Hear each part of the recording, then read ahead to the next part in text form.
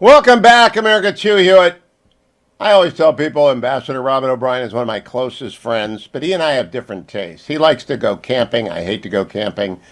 He likes to, he enjoys the high life. I mean, he likes these swanky Washington, D.C. dinners, which I just abhor.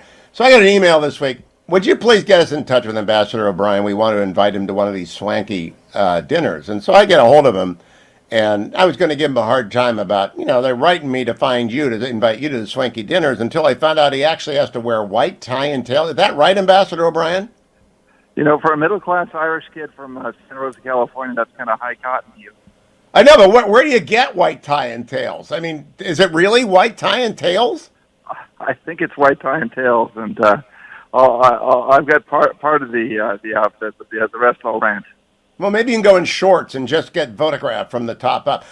Good luck with that. I hate these things. And after the White House Correspondents' Dinner, I said I'm never going to go to any of them. But I wanted to talk to you about an important subject. Your buddy and mine, Mike Pompeo, tweeted out that we've got to stand with the Chinese, and we can't really stand with the Chinese people against the Chinese Communist Party until we can get our own chips, and we really can't not pay attention to Taiwan until we get our own chips. And would you explain that to people? I've been trying to explain to people how ubiquitous they are and how multifaceted their production lines are, but would you take it away? Well, Hugh, that's a good point. Anyone who's tried to buy a new car and has had to wait 6 months, the reason they're waiting is because their new cars contain hundreds of chips. Some new cars contain thousands of chips, and that's just in the auto sector. Our military, every missile, every advanced weapon system, every F-35 plane, every Aegis destroyer contains thousands of silicon chips. We used to be the king of silicon. That's why you call it Silicon Valley. We used to make our own chips.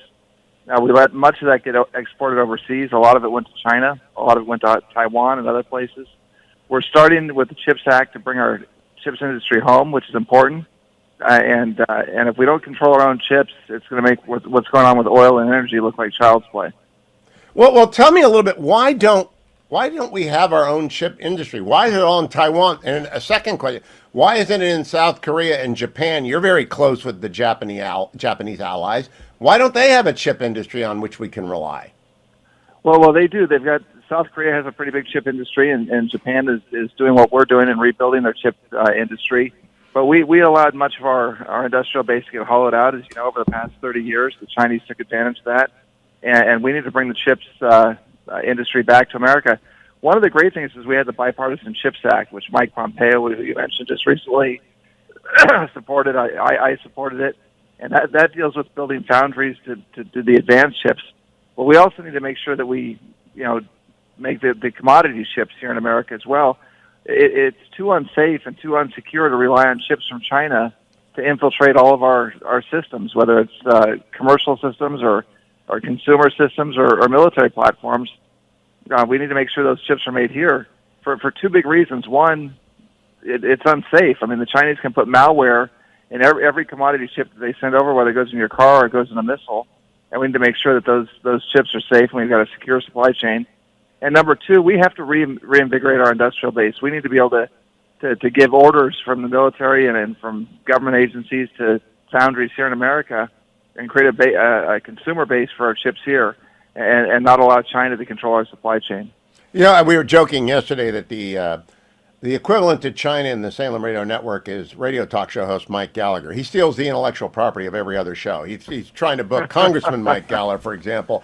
But that's okay. We know how to cabin him and how to sanction Mike Gallagher. But I am curious about what will be the security at the new Intel plant in Ohio, for example. What will be, because that's where Arizona and Ohio are going to be the new centers of microchip processing in the United States. Am I right about that? You are, and both those projects are going to be terrific. It's going to be great to have Intel there. Global Foundries is building new factories. Arizona's got new factories coming in. And, in fact, we want to get some of these foreign chip makers like TSMC, the Taiwanese chip maker, to open factories in America as well, because we want the supply chain to run through Arizona and Ohio and not through Beijing and Shanghai. And one thing that's happening right now is there's a proposed amendment to a section of the National Defense Authorization Act called Section 889. And that amendment would require the U.S. government to buy, just like we're not allowed to buy as a government Huawei equipment or ZTE equipment because it's part of the Chinese industrial military-industrial complex, it would require the American government to buy chips from American suppliers. And the safety there is you've got Ohioan workers and Arizonans building our chips, and they're patriotic and great folks, and they're going to build a great product for us. It's not going to be infected with PLA Navy and PLA malware and Chinese Ministry of State Security programs in the chips, because they're going to be made by Ohioans and Arizonans, and that's what we need. Well, I thought the NDAA was done. I would support Section 889 because, A, it helps Ohio and Arizona, but more importantly, national security. Even our friends in South Korea, Taiwan, and Japan are not as well protected against CCP espionage as United States companies are. No, you're absolutely right. And the great thing about this amendment that's been proposed, it's a bipartisan amendment. We don't have enough bipartisanship these days. The one area we've got it, gratefully, is on China. And so we've got Senator Schumer, the majority leader, who I agree with almost 0% of the time, and the great Senator John Cornyn from Texas have proposed this amendment that would bar the U.S. government from buying from Chinese military-industrial complex companies like SMIC, YMTC, CXMT, and that would, A, increase the security of our platforms for our military and our government equipment, but B, it would give a consumer base to the folks in Ohio and Arizona that are building chips here. So it's a great amendment. I sent a letter 2 days ago to the leaders, to Leader McConnell and Leader Schumer and Speaker Pelosi and soon-to-be Speaker, our good friend Kevin McCarthy. And we wanted to let them know how important this was. So John Radcliffe, former Director of National Intelligence, Chris Miller, the former Acting Secretary of Defense, Matt Pottinger, our leading China expert, my former deputy, and almost all the key directors of the NSC during the Trump administration. Everyone agrees with this, and we sent a letter urging Congress to allow this amendment to the NDAA to get passed, and then we need to pass the NDAA. So it's a two-step process. Let's get the amendment passed, and then we need to make sure that our warfighters are funded for the next year, and we with the increases that have been put in the NDAA primarily by Republicans.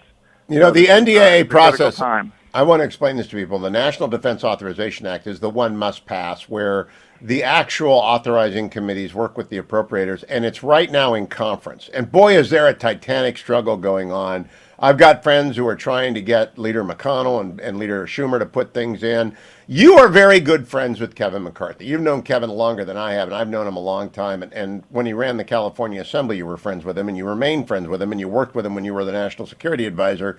How good of a speaker? I think he's going to be a magnificent speaker. And I want our Republicans to sit down and shut up and get him in the gavel, because we got a half dozen people who are preening for the cameras when we need to get moving on the Select Committee on China. Tell us about what you expect out of Leader McCarthy, soon to be Speaker McCarthy.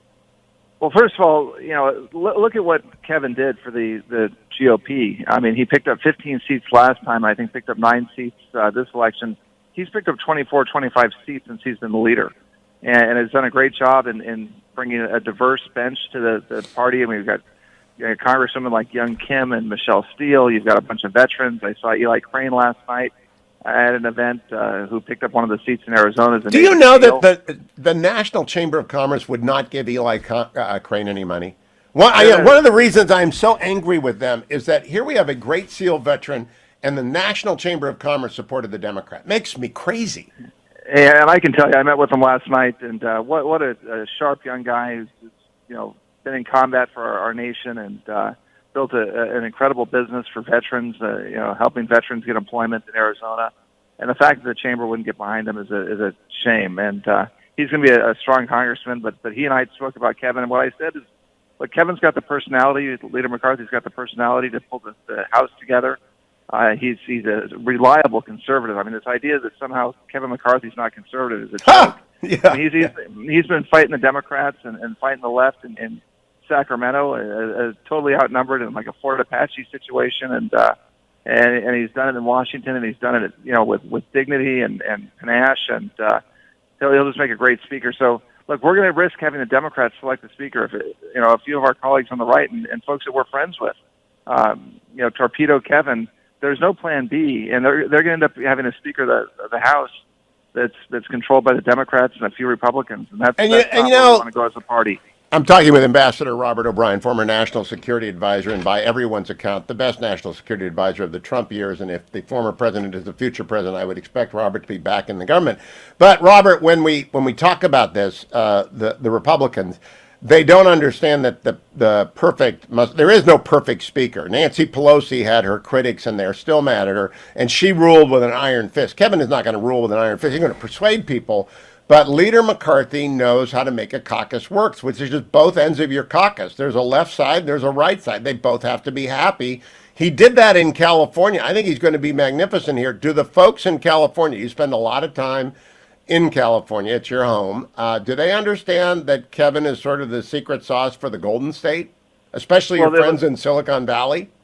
They sure do, and I'll tell you about Republicans in California. And look, it's hard to believe, but it was California, New York, and Florida, these big states that gave us the majority in the House because we picked up some key seats in California. We held some very tough seats, like Young Kim's seat, Michelle Steele's seat, Mike Garcia, Mike Garcia, a number of them. Kevin Kiley up in Northern California is a pickup. So, Kevin did a great job with his delegation in California, but he did a great job across the country. I mean, we had a red wave. It crested a little bit below the seawall, but 3.5 million more Republican votes for the House members.